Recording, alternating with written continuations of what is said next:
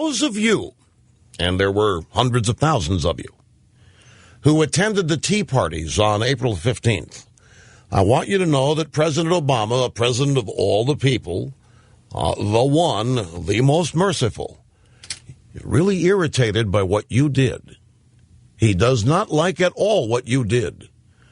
And he doesn't think what you did was worth the time you spent on it. We have two sound bites here.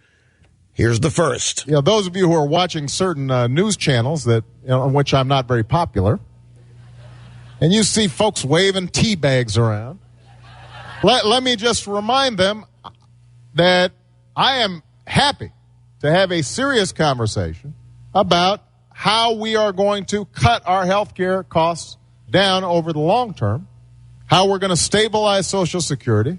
Let's not play games and pretend that the reason is because of the Recovery Act, because that's just a fraction of the overall problem that we've got.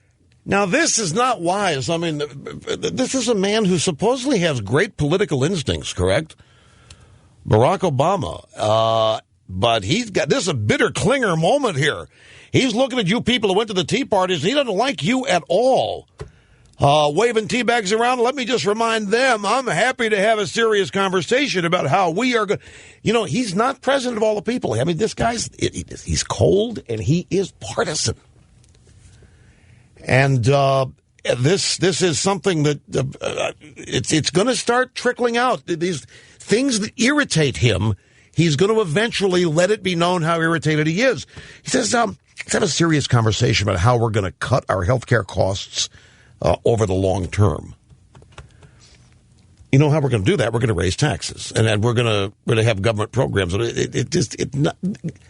Healthcare costs are impossible to come down the way he's going to do it. Government, can anybody tell me when government's lowered the cost of anything?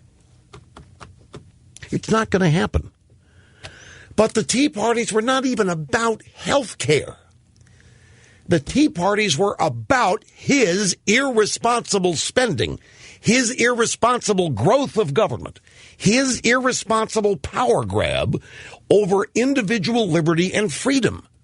Here's the second soundbite he had for those of you who attended the Tea Parties. We are going to have to tighten our belts, but we're going to have to do it in an intelligent way, and we got to make sure that the people who are helped are working American families, and we're not suddenly saying that the way to do this is to eliminate programs that help ordinary people and give more tax cuts to the wealthy. We tried that formula for 8 years. It did not work, and I don't intend to go back to it. Boy, he's really fit to be tied here. We have to tighten our belts. What do you call 600,000 people losing their jobs every month, Mr. President?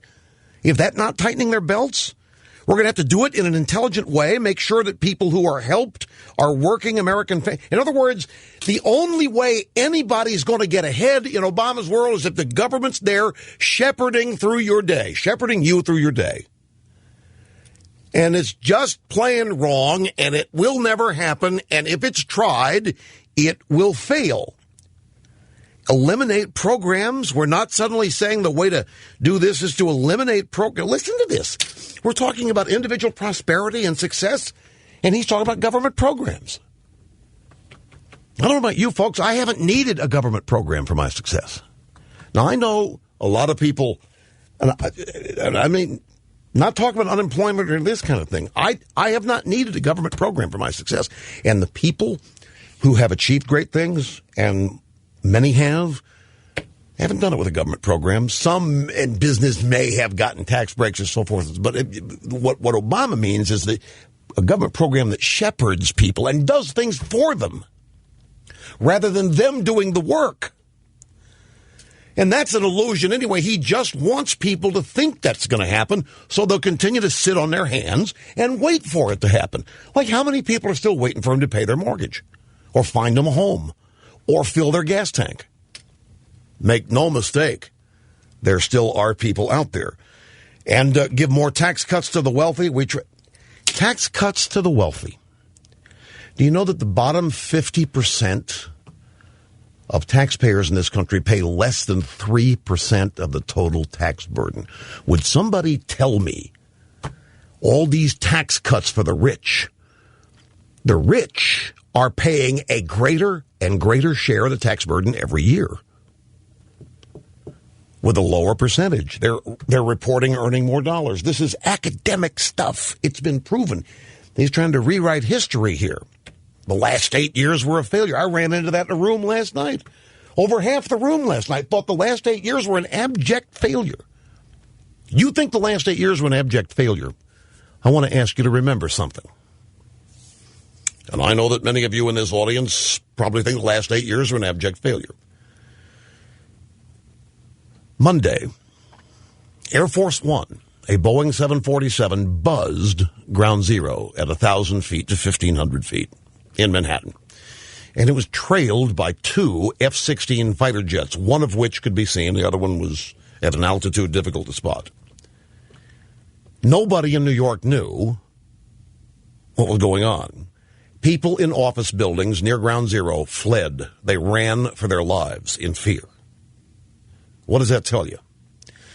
It tells you that the people in New York haven't forgotten 9/11. It's still in the forefront of their minds. And all they have to do is see a jumbo jet flying at 1,000 feet to send them into a panic. You think the last 8 years were a disaster?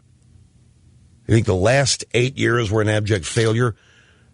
We didn't have any more of those jets crashing into buildings the last 8 years because of an administration that sought first and foremost to defend and protect this country to make sure it wouldn't happen again. I find it fascinating that under the Obama administration is when those fears are realized again by an act taken by his administration.